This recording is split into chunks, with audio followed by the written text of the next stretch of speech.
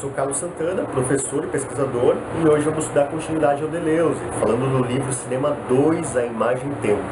Diante da falta de inovação da imagem em movimento, o cinema clássico, que o Deleuze tratou lá no livro Cinema 1, A Imagem em Movimento, ele começa a entrar num certo declínio enquanto forma de renovação estética. Então, portanto, esse tipo de cinema começa a se tornar muito repetitivo, criando formas clichê de representação. E é desse lugar que o cinema moderno e, portanto, o livro Cinema 2, A Imagem e Tempo, surge como uma forma de oxigenar essa saturação das imagens que estavam muito voltadas para aquele esquema sensório-motor.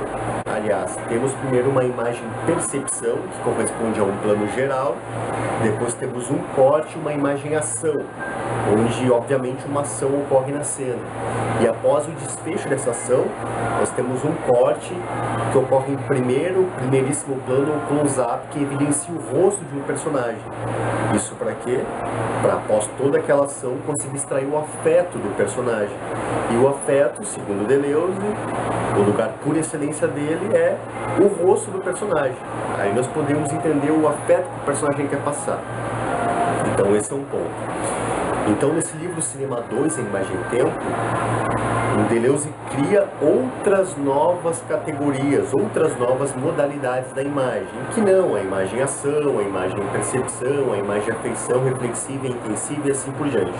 E é nesse livro, então, que o Deleuze transfere a discussão da imagem para o tempo, mas não mais aquele tempo cronológico e compartimentado, mas um tempo fluido na imagem.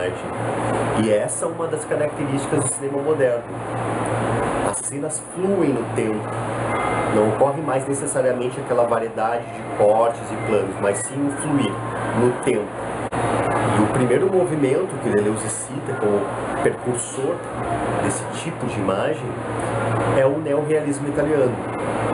E mais precisamente o Deleuze cita o livro Umberto D, do Vittorio De Sica. Ele descreve uma cena em que a personagem, que é uma empregada doméstica, entra na cozinha e se depara com uma cozinha totalmente bagunçada. Imediatamente ela começa a limpar essa cozinha. Só que, no entanto, essa limpeza ela não é demonstrada na imagem a partir de cortes que evidenciam mais precisamente o objeto que ela está sendo limpado e tudo mais, mas sim ocorre em um plano sequência, em fluir do tempo da imagem. E, portanto, cria uma renovação estética, cria um novo tipo de cinema, um cinema moderno, que até então não tinha sido trabalhado. Após esse ponto, vale frisar que o Deleuze ele constrói os seus conceitos a partir de obras de autores muitas vezes já canônicos. Porque o Deleuze não tenta criar uma verdade, não tenta ir num lugar que ainda ninguém foi, buscando uma espécie de purismo. Ele não acredita nisso. Ele acredita que ele pode sim criar através de conceitos já estabelecidos, mas dando uma cara nova e uma nova reformulação, e portanto fazendo uma criação. E ele cita vários autores, nem tantos assim, né? Mas enfim, ele cita alguns autores e alguns conceitos, e obviamente nós não podemos dar conta de todos aqui, isso aqui é apenas um vídeo. Então eu quero destacar dois autores, o Bergson e o Nietzsche, sendo que o primeiro corresponde ao conceito do tempo e o segundo corresponde à questão das potências do falso. São duas categorias fundamentais para poder entender o cinema moderno e o livro em questão. Então vale começar a explicar como funcionam essas duas categorias, tanto o tempo quanto as potências do falso, para depois entender como Deleuze se apropria dessas categorias e cria suas próprias modalidades da imagem que estão presentes no livro. Em relação ao tempo, em Bergson, o vital movimento a ser rompido é a questão do tempo como cronológico, como evidenciado nos paradoxos de Zenão, por exemplo, lá nos vídeos anteriores. E esse tempo cronológico ele é muito utilizado por nós por uma questão de dia a dia mesmo, até de sobrevivência. Mas o Bergson não entende mais o tempo nesse sentido. Então, para o Bergson, o tempo é uma contínua criação, de forma que o que passa é o presente, enquanto o passado se faz presente e guardado. Acredito que isso deve estar dando uma certa confusão na cabeça de alguns, mas é isso mesmo. Então esse passado conservado no sujeito, ele pode ser entendido também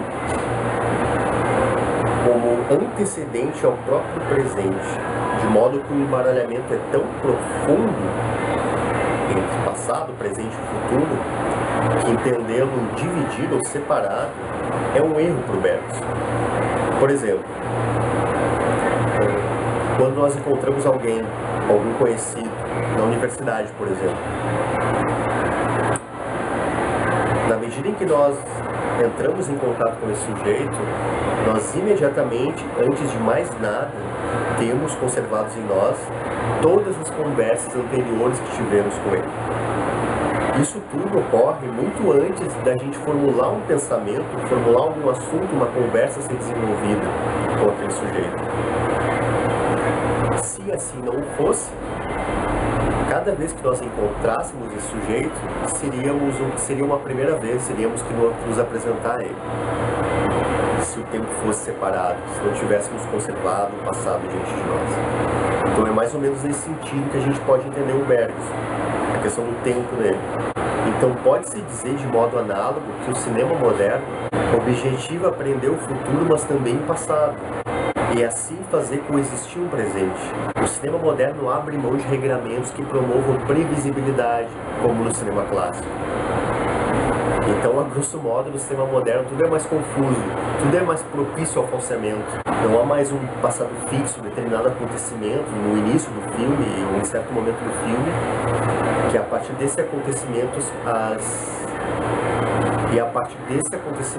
os novos acontecimentos seriam oriundos, provocando um encadeamento, uma relação de causa e efeito.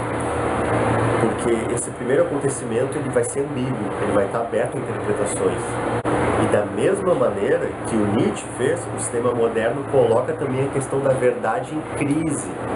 Ele brinca, joga, duvida dessa questão de verdade.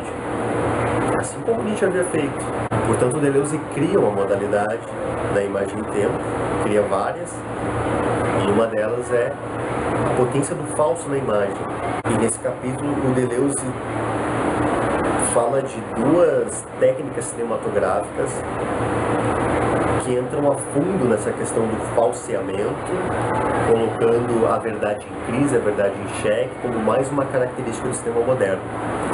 Já falei um pouco dessa questão da imagem que fluida o tempo, contrariando assim, um pouco os cortes constantes do cinema clássico, sendo uma das características, e temos mais essa aí, que agora é a questão do falseamento das imagens.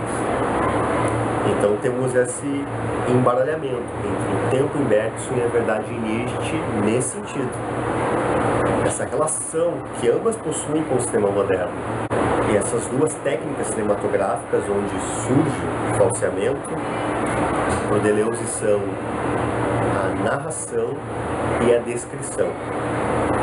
Mas como elas operam nessas técnicas eu vou falar no próximo vídeo. Vamos com calma, hoje ficamos nessa introdução do livro.